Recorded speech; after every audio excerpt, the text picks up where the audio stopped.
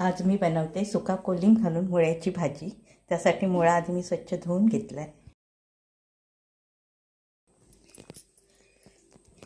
भाजीसाठी आपण घेतलेला आहे लसूण, बारीक चिरून मुळा, कोलिंब घेतलाय पाण्यात स्वच्छ धुवून, बारीक चिरलेला कांदा आणि एक मिरची घेतली आणि मुळा किसून घेतलेला आहे। चला आता आपण भाजीला सुरुवात करूया। आणि हो, कोकम सुद्धा घेतलाय, सांगायचं राहून गेलं होतं। कढईमध्ये तेल टाकून लसणाची फोडणी दिलेली आहे। लसूण चांगलं लाल झाल्यावर त्यात कांदा टाकून छान परतून घेऊया।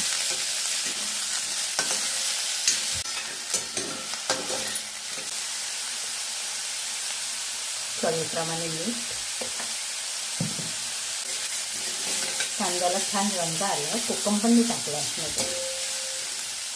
थोडीशी हळद घालूया। भाजीत ओल्या मिरच्याही टाकल्या, त्यामुळे थोडंसं तिखट कमीच घालूया। पुन्हा एकदा छान परतून घेऊया। किसून घेतलेला मुळा टाकूया।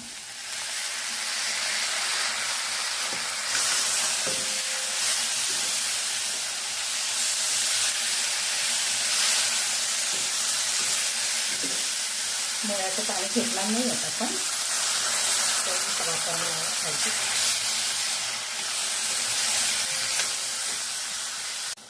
स्वच्छ धुवून घेतलेला कोलिंब पण आपण टाकलेला आहे। त्यालाही छान परतून घेऊया।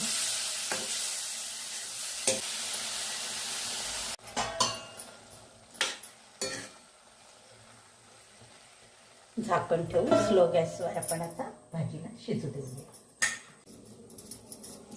झाकण काढून बघूया।